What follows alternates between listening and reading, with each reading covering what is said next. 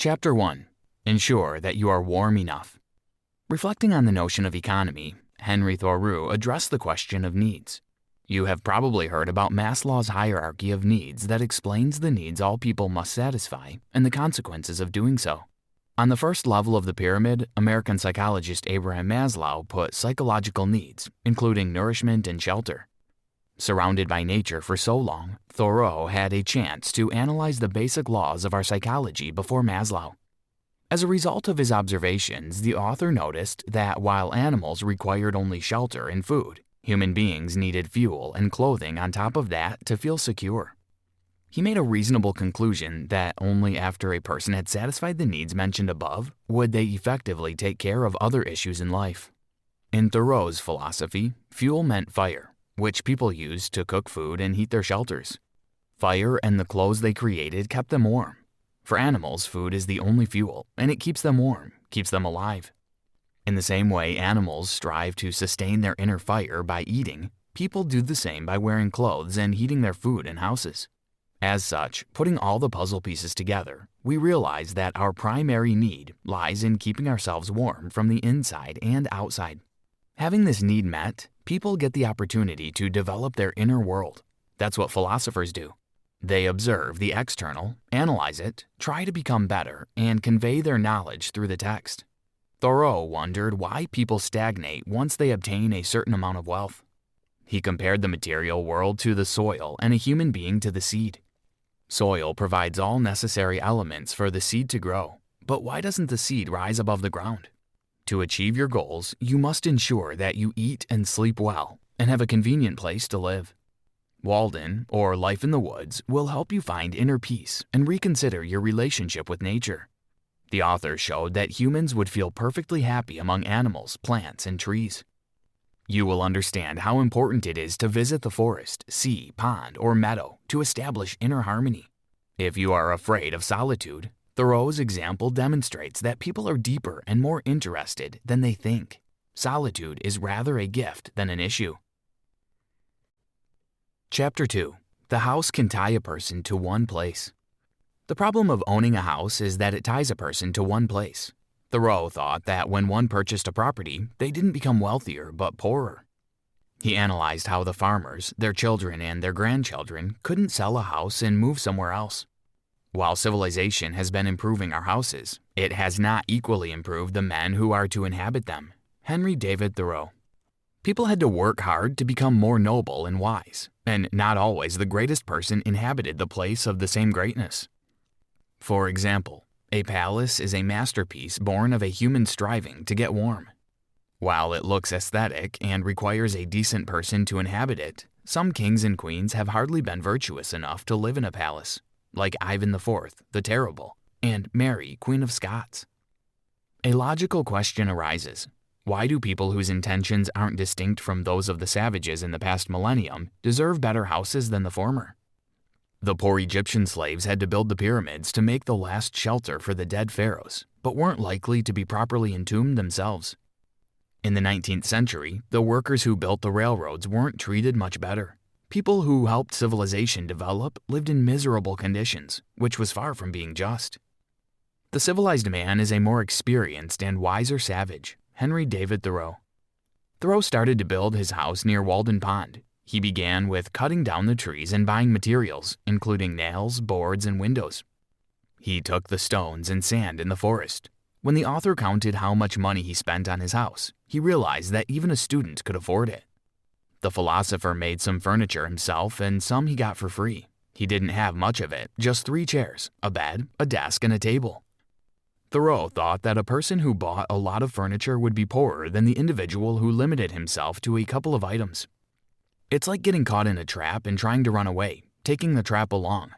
If one cannot move to another place without being burdened by the amount of furniture they want to take, then there's too much of it. Try to buy bare essentials before you purchase your own house so that you can more easily move from one place to another. Chapter 3. Solitude can help to achieve certain goals faster.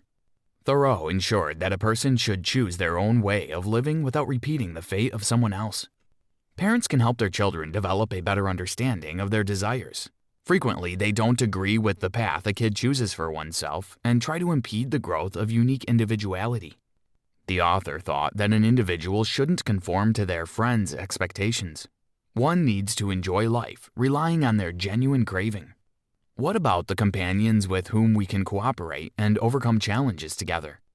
Two people need to be in the same position if they want to develop together. Thoreau provided a great example of disharmony based on unequal circumstances in which two friends could be put.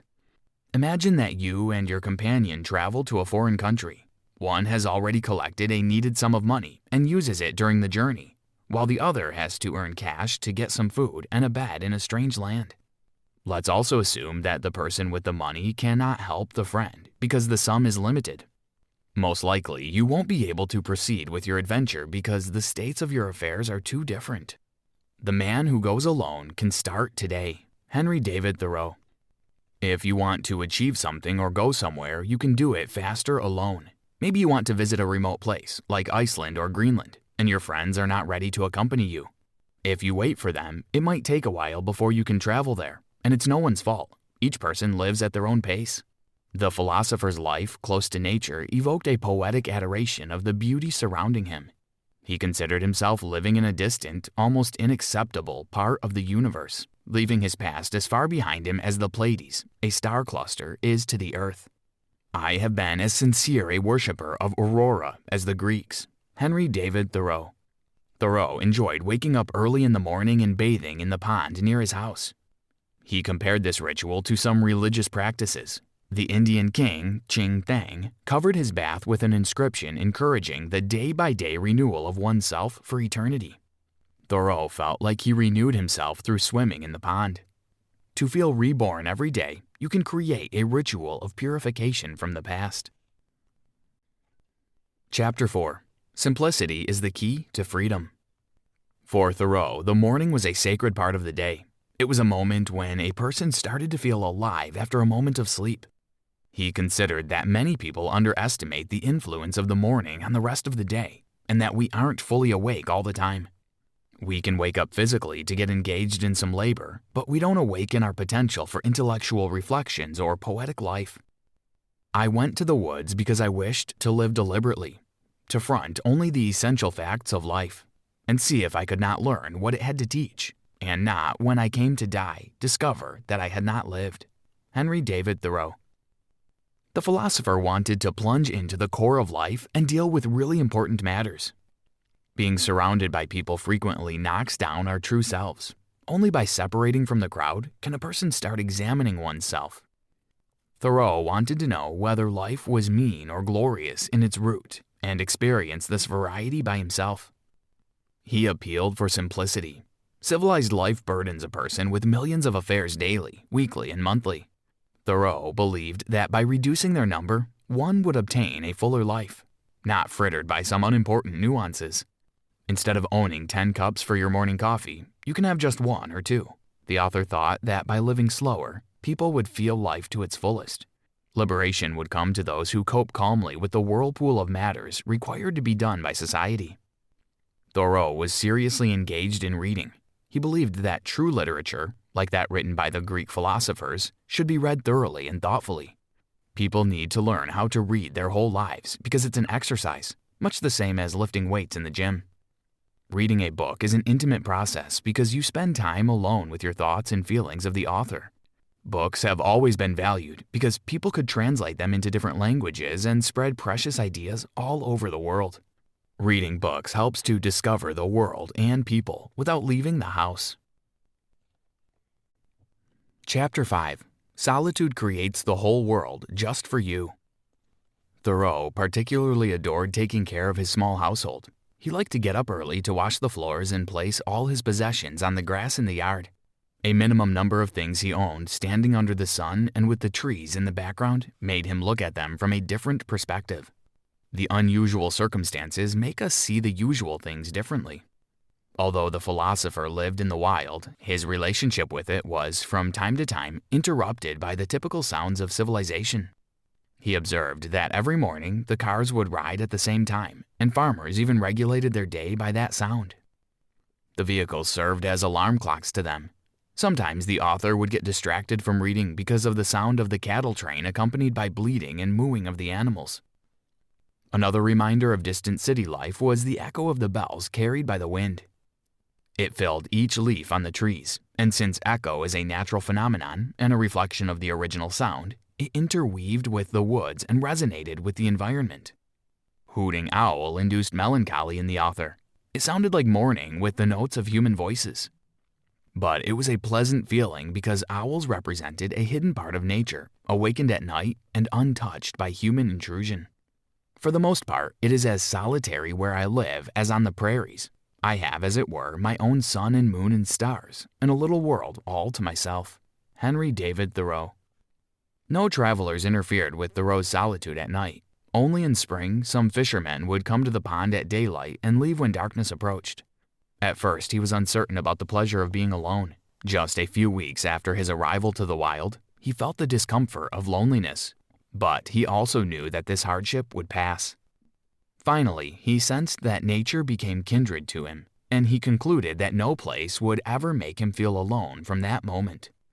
His greatest pleasure was admiring the roaring of thunder and the noise of the rain from within the coziness of his house. He believed there was something soothing in rainy weather for the human soul. Chapter 6. Admire the details that fill your life. Thoreau believed that if a person was happy, be it day or night, feeling that their life was blooming like a flower, that was a success. Nature could help one to feel that way. He thought that the most important things in life weren't usually conveyed from one individual to another. Every person can understand it only through experience. According to Thoreau, something indescribable happened inside him that he understood life in a different way. However, nature isn't always about animals and pleasantly smelling plants. When winter comes, one has to take care of the artificial methods of getting warm, since, as the author mentioned earlier, warmth helps people achieve their goals. The philosopher learned masonry to construct a chimney in his house. He was inspired by the steadiness of chimneys because they were autonomous systems. If the house burns down, the chimney won't collapse. A person has to become autonomous to withstand the greatest challenges. In winter, nature is in full swing, but more quietly. When Thoreau came to the pond, he compared ice to glass and the pond to the window. In this metaphorical window, he saw the fishes reflecting the weak light. From time to time, he heard his comrade owl howling at night and the honking of the geese that were attracted to the light coming from his house. Heaven is under our feet as well as over our heads. Henry David Thoreau. The philosopher had specific admiration of the pond. He heard that locals believed in the bottomlessness of its waters. He was amused by how people didn't even try to check its depth. As the legend went, this pond ended on the other side of the planet. Thoreau decided to investigate this question. With the help of a codline and a stone, as it turned out, the pond had a bottom at precisely 107 feet. Don't always trust what people say. Try to check the information yourself. One more reason why Thoreau wanted to live close to nature was to see the beginning of spring. He aimed to observe how the world woke up after a 3-month sleep. At first, a diversity of birds started to sing in March, even though the ice on the pond remained thick. The warmer it got, the more often he heard how the ice cracked at night. He realized that he couldn't get enough of nature. Conclusion. Attempting to understand life from different perspectives is a good practice. First, you will know yourself better. Second, you will become more realistic about the world. People are often disappointed with reality because they either don't accept it or know all its sides. Living in the city is stressful, especially for the modern generation. Youth can be frustrated by the rapid rhythm and chaosity of everything that happens around them. Luckily, Henry Thoreau conducted an experiment that showed how we could cure our souls of all the noise of civilization. Nature was always the answer. You've probably been face to face with nature, where there's no traffic, only you, maybe some people, and trees or flowers or animals. Remember how you felt at that moment? Most of us will notice how serenity and calmness enter our minds. That's what nature does to people. Often we get distracted by someone's opinions, socially imposed beliefs, advertisements that dictate what we should watch. Such experience is tiresome, while nature ensures that only you matter at the moment. Breathe deeply near the sea or in the forest and feel how all the problems fade away. Thoreau demonstrated that solitude wasn't a scary encounter with oneself. Of course, he had to adapt to life without much company, but what did he get in the end? He was happy. He liked waking up in the morning. Everything around was just for him.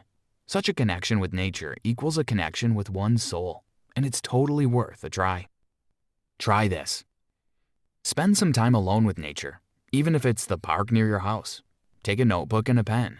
Turn off the internet on your phone and write your observations or thoughts down. This time is only about you and nature. Find the sound of the sea, forest, or rain on YouTube and turn it on when you feel stressed or need to go to sleep. The sound of rain is especially comforting. Go hiking. It's the best activity in spring, summer, and early autumn. Take your friends and tents and go wild in the wild.